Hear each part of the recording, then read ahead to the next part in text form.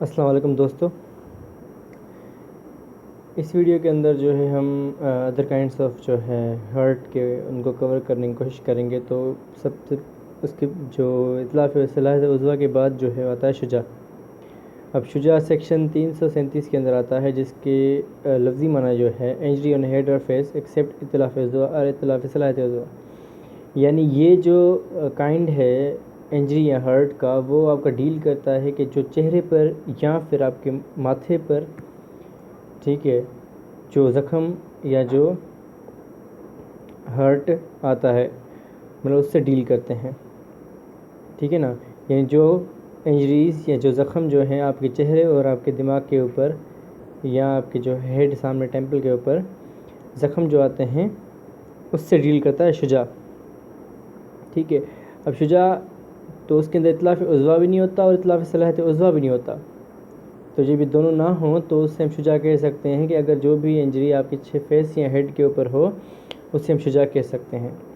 तो शुजा कुछ काइंड्स हैं, जैसे शुजा खफ़ाइफ़ा, शुजा मुद्दहा, शुजा हाशिमा, शुजा मुनिकला, शुजा अमा, शुजा दिमागा। अब सबसे पहले जो काइंड है शुजा खफ़ीफ़ा। अब शुजा खफ़ीफ़ा के अंदर क्या है कि सिंपल हर्ट होता है। ठीक है, कि किसी हथियार से किसी को सिंपल हर्ट दिया गया हो, मतलब उसको जस्ट कट आया हो। जैसे कि कहा कि simple hurt by any weapon on head और फेस विदाउट एक्सपोजिंग बोन, कि एक कट आ गया हो जिससे कोई हड्डी जिस्म की ज़ाहिर ना हो रही हो, लेकिन उससे खून ज़रूर बहा हो। ठीक है ना। मतलब एक कट आ गया हो किसी भी हथियार से अगर आपके ऊपर हमला किया गया किसी बंदे के ऊपर, तो उस बंदे को सिर्फ़ और सिर्फ कट आया है, छोटा सा कट जो है वो आया है, मतलब ज़रब आई है उसे, और उस ज़रब से खून बह रहा है, तो उसे हम शुजाए खफ़ीफ़ा कह सकते हैं। तो इसकी सज़ा जो है वो पर्सन जो इसने किया है वो दमन के लिए लायबल होगा और 2 साल उसको जेल हो सकती है शुजाए खफ़ीफ़ा के अंदर। अब शुजाए मुद्दहा जो है, शुजाए मौज़ा जो है, उसके अंदर क्या है, सिंपल हर्ट है ये भी, मतलब किसी हथियार से किसी बंदे को ज़रब लगाई जाए, ठीक है, जिससे उसकी जिस्म की हड्डी जो है वो ज़ाहिर हो गई हो। यानी किसी हथियार से किसी बंदे के जिस्म के ऊपर हमला किया गया हो तो उसकी हड्डी वो जो है वो ज़ाहिर हो गई हो। ठीक है ना, लेकिन फ्रैक्चर ना हुआ हो उसे, मतलब उसकी हड्डी टूटी नहीं या उसकी हड्डी मुड़ी नहीं है, उससे फ्रैक्चर कोई नहीं हुआ, लेकिन उसकी हड्डी ज़ाहिर हो गई है उस ज़ख़म से, उस ज़रब से। शुजाए मौज़ा। अब इसके अंदर जो है एक तो कसास हो सकता है। ठीक है, मतलब जो ज़रब उसने विक्टिम को दिया है, उस बंदे को दिया है, वही ज़रब मेडिकल ऑफिसर से कंसल्ट करने के बाद उस बंदे को दिया जाए।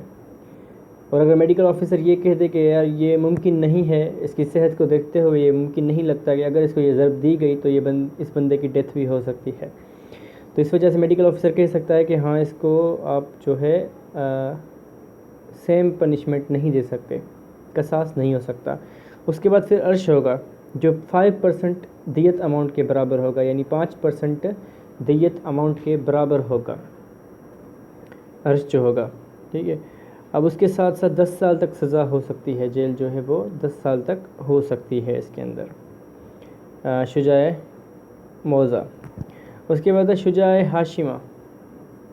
शुजाए हाशिमा के अंदर कहते हैं ग्रीवेस हर्ट होता है, यानी बहुत ही गहरा ज़ख़म होता है, वो बहुत ही ख़तरनाक किसी को ज़ख़म दिया हो, किसी ने हथियार से, किसी भी हथियार से किसी बंदे को किसी ने बहुत ख़तरनाक किस्म का ज़ख़म दिया हो, बहुत गहरा ज़ख़म दिया हो उसके चेहरे पर या उसके दिमाग में, जिससे उस बंदे की हड्डी टूट गई है या उस बंदे की हड्डी जो है वो उसमें क्रैक आ गया है, मतलब ज़रब आ गई है उसकी हड्डी के अंदर, या उसकी हड्डी जो है वो मुड़ गई है।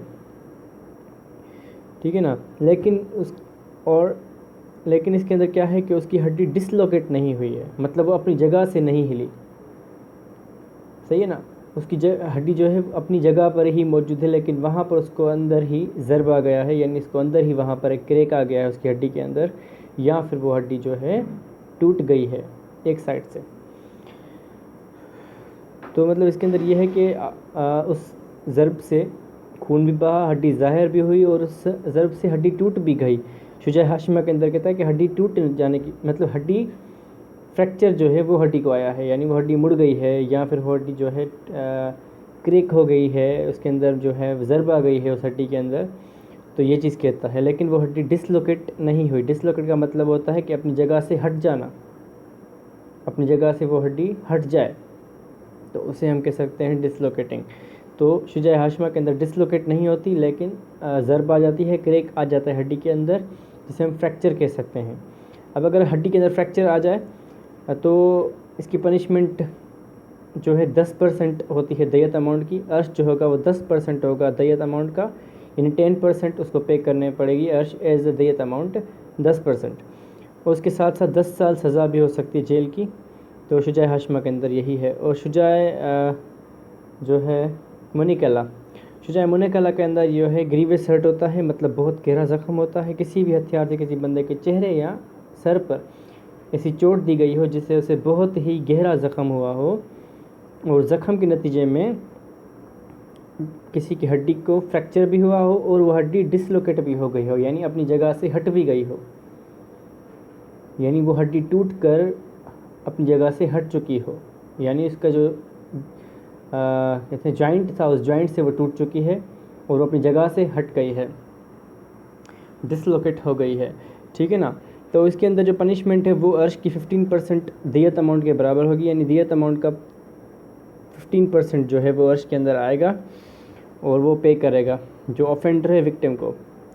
और उसके साथ साथ जो 10 साल सज़ा हो सकती है उसको शुजाए मुनिकला के अंदर।